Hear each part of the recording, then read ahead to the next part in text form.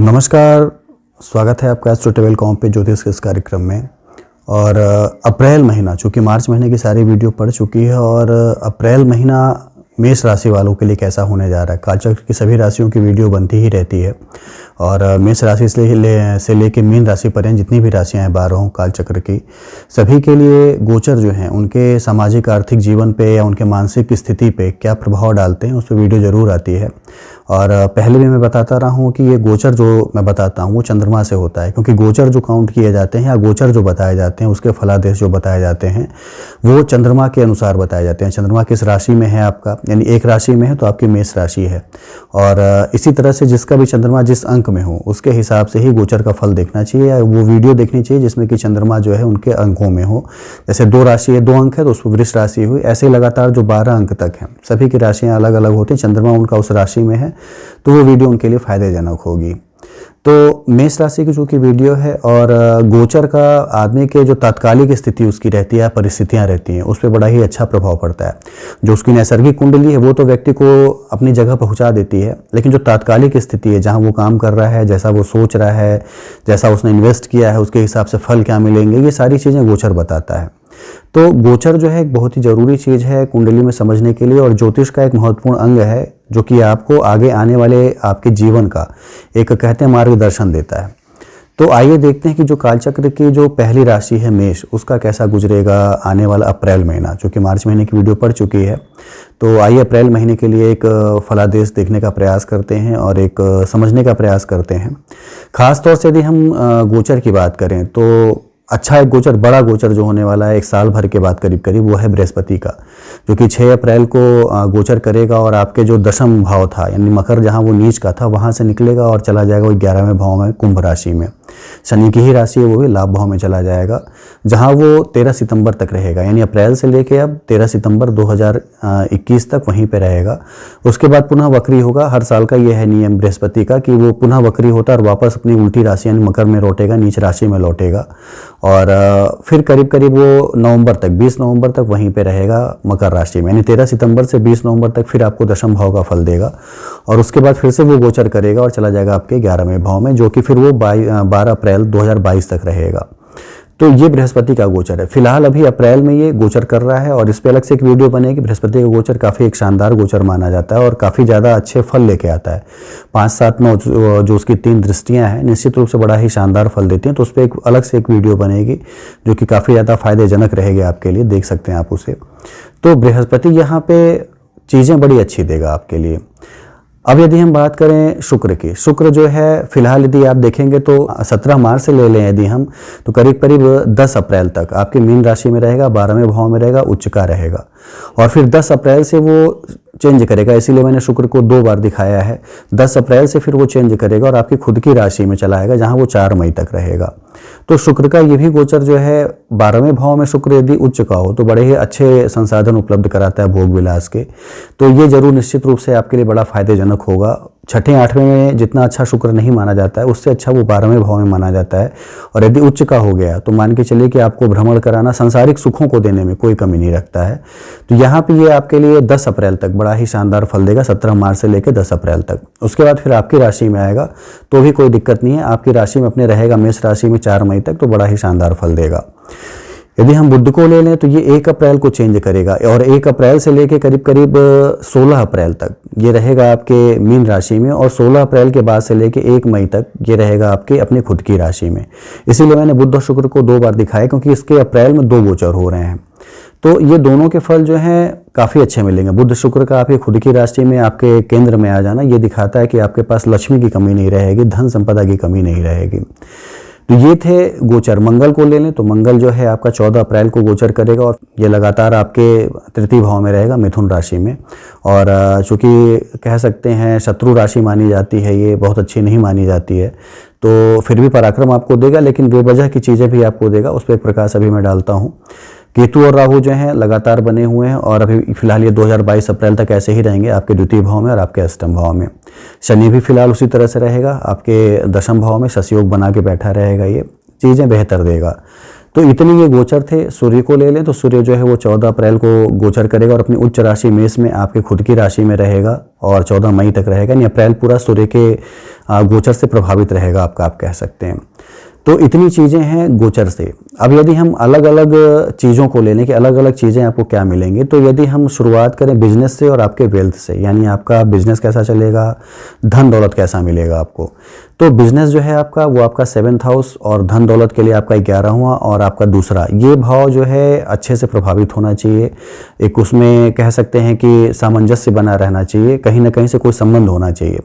तो यदि आप देखें तो आपके सप्तम का लॉर्ड जो है वो चला जाएगा आपके कुछ समय आपके 12वें भाव में रहेगा, यानी मीन राशि में रहेगा, उच्च का रहेगा, और कुछ समय आपके लग्न में रहेगा, यानी आपके केंद्र में रहेगा, आपके अपनी राशि में। तो बड़े ही शानदार फल देगा। जब भी शुक्र जो होता है, मैंने पहले ही बताया कि यदि ये रिलेटेड हो जाए आपके 12वें भाव से और उच्च का हो जाए तो सांसारिक सुख देने में कोई भी बाधा नहीं रखता है, कोई भी कमी नहीं रखता है। तो फल बड़े शानदार देगा आपको शुक्र यहाँ पे। और खर्चे कराना, घुमाना आपको रिक्रिएशन के अनुसार कि आपको थोड़ा अपने बिजी शेड्यूल में से थोड़ा आपको मौका मिले घूमने का, ये सारी चीज़ें शुक्र यहाँ पे देगा आपको। और वही जब आपके चेंज करेगा और जब आपके 10 अप्रैल के आसपास आपकी खुद की राशि में आएगा तो आपके बिजनेस में बहुत ही ज़्यादा बढ़ोतरी करेगा, कह सकते हैं। और शुक्र से रिलेटेड यदि आप बिजनेस करते रहे होंगे, खासतौर से ट्रैवल का, ऑर्नामेंट्स का कह लें, परफ्यूम का कह लें, और कॉस्मेटिक्स का कह लें, ये सारे बिजनेस जो हैं, या एक्टिंग कह लें, ये सारी चीज़ें कह लें, फिल्मों से जुड़े हैं, लेखन से जुड़े हैं, बड़ा ही शानदार इसमें फल देगा यहाँ पे शुक्र। तो शुक्र जो है आपके लिए बड़ा ही शानदार एक फल लेके आएगा अप्रैल में, और बिजनेस में आपके एक बढ़ोतरी निश्चित रूप से तय है, कहीं से कोई समस्या नहीं है। धन की यदि हम बात कर लें तो धन में यदि आप देखेंगे तो आपके लाभ भाव में बृहस्पति है, दूसरे भाव जो आपका अचल संपत्ति का भाव है वहाँ पे राहु है, और आपका 7वें भाव पे देखेंगे आप तो बृहस्पति की 9वीं दृष्टि भी है। तो ये सारी चीज़ें दिखाती हैं कि धन संपदा में वृद्धि होने वाली है। हालांकि राहु जब 2nd हाउस में तो अचल संपत्तियों में वृद्धि कराता है, चूंकि स्वगृही उच्च का कह सकते हैं वहाँ पे है ये, तो निश्चित रूप से फल बड़े शानदार देगा राहु यहाँ पे। और बृहस्पति की जो 9वीं दृष्टि है वो आपके सप्तम पे पड़ने से व्यापार में उन्नति और व्यापार में बढ़ोतरी होना, यानी आपका जब बिजनेस बढ़ेगा तो लाभ बढ़ेगा, और लाभ बढ़ेगा तो आपकी अचल संपत्ति या धन में वृद्धि होगी। तो देखा जाए तो मेष राशि के लिए समय बड़ा ही शानदार है, ये कह सकते हैं, धन को कमाने में, बिजनेस करने में, ये सारी चीज़ें करने में। अब यदि हम ले लें कि नौकरी वाले लोगों के लिए, कि नौकरी वाले लोगों को क्या मिलेगा, ये तो थी धन की और बिजनेस की बात, लेकिन जो लोग नौकरी कर रहे हैं, नौकरी वालों के लिए उनका दशमेश और उनका लग्नेश ये मजबूत होना चाहिए। यानी दशम भाव कर्मेश होता है आपका, और कर्म यदि आप अच्छा करते हैं, चूंकि शनि यहाँ बैठा है तो धीमी तरक्की देगा शनि यहाँ पे, लेकिन एक चीज़ ये है कि आपको अस्थायी तरक्की देगा, यानी आप स्टेबल हो जाएंगे, आप जहाँ जाना चाहते हैं वहाँ जरूर पहुँचा देगा शनि आपको। शनि यहाँ पे ससयोग बनाए हुए है, तो दशम भाव का शनि जो होता है वो धन संपदा देना, आपको कुलीन बनाना, आपको कर्मशील बनाना, ये सारी चीज़ें यहाँ पे करता है। तो शनि आपको निश्चित रूप से यहाँ पे धन भी देगा और ऊंचाई पे भी पहुँचाएगा। एक अच्छी चीज़ और है कि आपकी कुंडली में सूर्य जो हो मेष राशि का हो कि आपके खुद की राशि में बैठेगा, और ये चीज़ जो दिखाता है कि आपके सरकारी लोगों से सहयोग मिलना, और नौकरी यदि आप करते हैं तो प्रशासन में किसी ऊंचे पद पे पहुंचना, ये सारी चीज़ें यहाँ पे सूर्य देने की क्षमता रखता है मेष राशि में।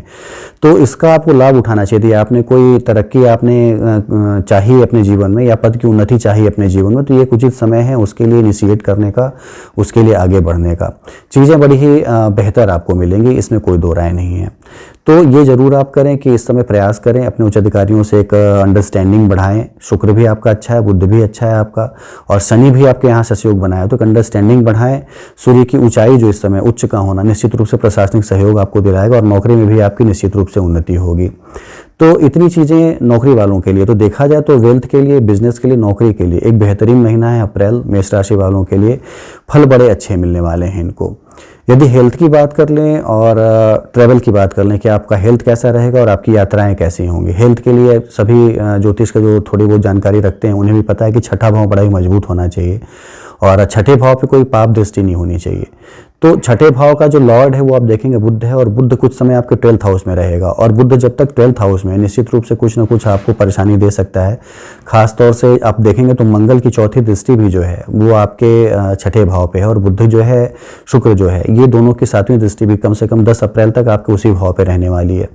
तो छठा भाव आपका खान पान में अतिरेक करना, या बहुत ज़्यादा अतिचार करना, ज़्यादा से ज़्यादा खा लेना, अपच हो जाना, डिस्पाइसिया हो जाना, ये सारी चीज़ें देगा। मंगल की दृष्टि दिखाती है कि आपको ब्लड प्रेशर से संबंधित प्रॉब्लम हो सकती है। यदि आपके पास पहले से इस तरह की कोई समस्या है, यानी पेट की कोई प्रॉब्लम आपके पास है और ब्लड प्रेशर से संबंधित समस्या कोई आपकी है, तो वो खास तौर से 10 से 12 अप्रैल के बीच में थोड़ी एग्रीवेट होने वाली है, थोड़ी बढ़ने वाली है। कारण उसका ये है कि सूर्य भी जो है आपके 12वें भाव में रहेगा 14 अप्रैल तक, उसकी भी दृष्टि रहेगी, मंगल की भी रहेगी। तो ब्लड प्रेशर से संबंधित समस्या होना और मन में एक उत्तेजना रहना, मति का भ्रमित रहना कि निर्णय क्या लें, ये सारी चीज़ें देगा फिलहाल।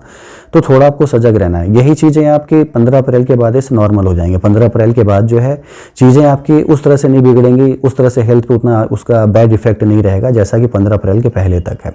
तो अप्रैल का जो पहला 15 दिन है, आधा जो है उत्तर में, वो चीज़ें जो है बहुत ज़्यादा अच्छी नहीं है आपके हेल्थ के लिए।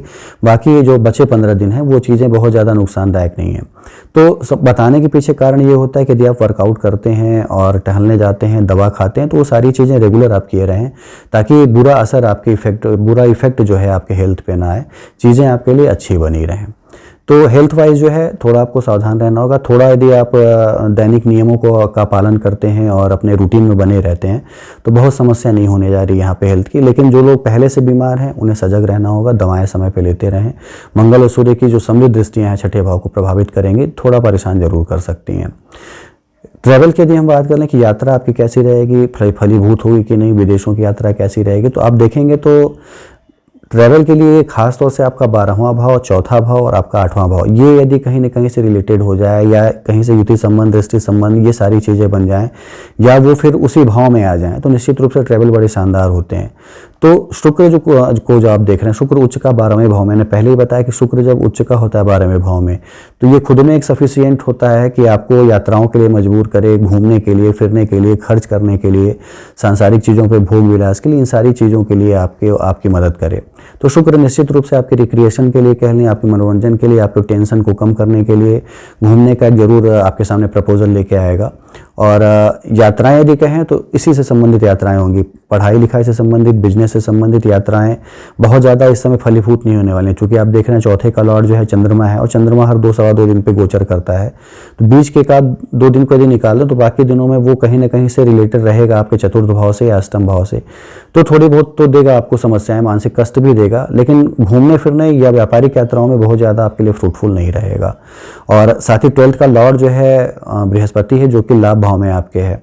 तो चीज़ें वही मिल रही हैं आपको कि आप घूमेंगे फिरेंगे, लेकिन व्यापारिक यात्राएं या पढ़ाई लिखाई से संबंधित यात्राएं ये बहुत ज़्यादा फलीभूत आपकी नहीं होंगी।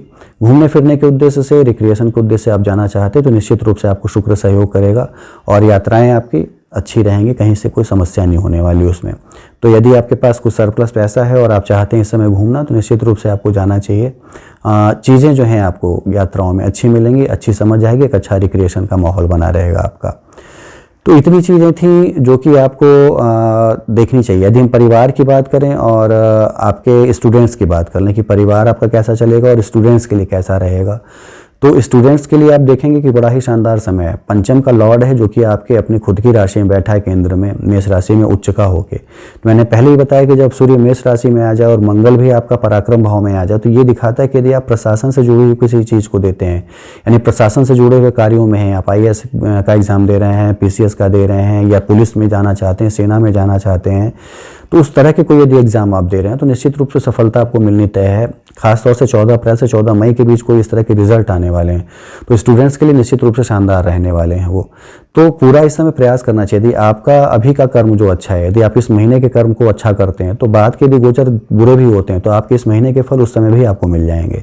तो एक बड़ा ही अच्छा अवसर मिला हुआ है खासतौर से स्टूडेंट्स के लिए कि वो प्रयास अपने करें। तो मंगल और सूर्य का ये गोचर जो है उन्हें बहुत ही ऊंचाई पर लेके जाएगा, एक अच्छा पद दिलाएगा प्रशासन में, यानी एक अथॉरिटी वाली पोस्ट रहेगी आपके पास यदि आप मेहनत करते हैं तो चीज़ों को बढ़ाइए, कर्म करिए। शनि चूंकि आपका कर्मेश है, शनि कर्म कराएगा तभी न्याय करेगा। तो कर्मेश में यदि शनि बैठा है और आपके साथ ये सारे गोचर हैं मंगल और सूर्य के, तो निश्चित रूप से सहयोग भी बना हुआ है, तो बड़ी ऊंचाई देगा। लेकिन कर्म कराने के बाद तो आपके प्रयास जो थे उनमें तेजी लाइए। स्टूडेंट्स के लिए एक बेहतर अवसर बना हुआ है। भाग्य जो होता है तभी साथ देता है जबकि आपका कर्म भी उस हिसाब से हो, बिना कर्म के भाग्य भी साथ नहीं देगा। तो कर्म करने के अवसर बड़े अच्छे बने हैं, ज़बरदस्त कर्म करिए, निश्चित रूप से आपको सफलता मिलनी है। खासतौर से नौकरी जो लोग ढूंढ रहे हैं उनको, स्टूडेंट्स लाइफ में। परिवार की यदि हम बात करें तो पारिवारिक जीवन में भी बहुत ज़्यादा आप टेंशन नहीं देख सकते हैं। शुक्र और बुध आपकी खुद की राशि में रहेंगे, उनकी दृष्टि रहेगी, हालांकि सूर्य की भी रहेगी, तो थोड़ी आवाज़ में कह सकते हैं एक पोलाइटनेस की कमी रहे, हार्श रहे आवाड़ी आपकी या रूखी रहे, लेकिन फिर भी बुध और शुक्र जो हैं उनकी 7वीं दृष्टि रहेगी आपके सप्तम भाव पे, और 7वें का लॉर्ड भी है शुक्र, जो कि कुछ समय 12वें में, कुछ समय आपकी राशि में रहेगा। तो बहुत परेशानी आपको नहीं देगा। खासतौर से अप्रैल के महीने में एक नॉर्मल जीवन आपका चलेगा, अच्छा चलेगा आपका, कह सकते हैं। थोड़ा अपनी वाणी पे नियंत्रण रखें तो ज़्यादा अच्छा रहेगा, क्योंकि राहु भी जो है आपका 2nd हाउस में है और खुद के राशि का है, लेकिन फिर भी वाणी में कर्कशता ले आता है। वो 2nd हाउस वाणी का ही भाव है, तो कर्कशता ले आता है। और साथ ही सूर्य की दृष्टि 7वें भाव पर, ये जरूर निश्चित रूप से कुछ ना कुछ तनाव दे सकती है, आपके अपने एरोगेंस को कह लें या अपनी वाणी को कह लें, तो इस पर नियंत्रण रखें। बाकी बुध और शुक्र जो हैं वो बहुत ही अच्छे बने हुए हैं, बहुत बड़ा ही लाभ आपको देंगे अप्रैल के महीने में। तो ओवरऑल मेष राशि के लिए देखा जाए तो एक उचित अवसर बना हुआ है कि वो कर्म करें, स्टूडेंट्स भी, बिजनेस जो लोग कर रहे हैं वो भी, और जो लोग नौकरी के में हैं या प्रयास कर रहे हैं पाने का वो भी, बड़ा ही एक शानदार अवसर बना है उन्हें आगे बढ़ने का। तो इतनी चीज़ें करें। फिलहाल पूजा मैं बार बार बताता हूँ आप लोग को करनी है, तो पूजा जो है वो करिए खास तौर से हनुमान जी की। हनुमान जी जो होता है कलयुग में एक जीवित देव माने जाते हैं, तो पूजा करने से मंगल शनि के दोष तो दूर होते ही हैं, साथ ही आपके अन्य जो ग्रह हैं, जैसे मेरे बृहस्पति का एक गोचर जो है बड़ा गोचर है, जो कि आपके लाभ भाव में होगा, उसकी 5वीं दृष्टि देखें तो आपके पराक्रम भाव पे पड़ेगी, 7वीं आपके पंचम पे रहेगी, और 9वीं जो है आपके 7वें भाव पे पड़ेगी। तो इस 3 भाव को बृहस्पति जरूर लाभ देगा। लाभ में बैठ के इन 3 भाव को देख रहा है, तो निश्चित रूप से आपका पराक्रम बढ़ाना, आपको उच्च पद पे ले जाना, संतान नहीं हो रही तो संतान होगी, ये सारी चीज़ें बृहस्पति देगा। दाम्पत्य जीवन में एक मधुरता देना, कंपेटेबिलिटी देना, ये बृहस्पति देगा जरूर यहाँ पे। और करीब करीब 1 साल वहाँ रहना है, तो बड़ा ही अच्छा गोचर बन रहा है। अवसर आपके पास यदि हैं तो कर्म करके उसको आप पाने का प्रयास करिए, निश्चित रूप से आपको सफलता मिलेगी। हनुमान की आराधना आप करिए, हनुमान शनिवार मंगलवार जाइए, रोज नहीं जा सकते हैं तो तिल का तेल जलाना, उनको दिए जलाना और तुलसी की माला चढ़ाना, ये नॉर्मल सी पूजा जो हनुमान जी जिसको पा के बड़े ही प्रसन्न होते हैं, तो ये सारी चीज़ें करिए, निश्चित रूप से सफलता मिलेगी। काफ़ी ऊंचाई पे आप जाएंगे। शुभकामनाएं हैं आपके साथ कि आपका जो अप्रैल महीना है वो बेहतरीन गुजरे, मार्च से भी अच्छा गुजरे, आप अपनी वो सारी चीज़ें पाएँ जो आप पाने के प्रयास में हैं।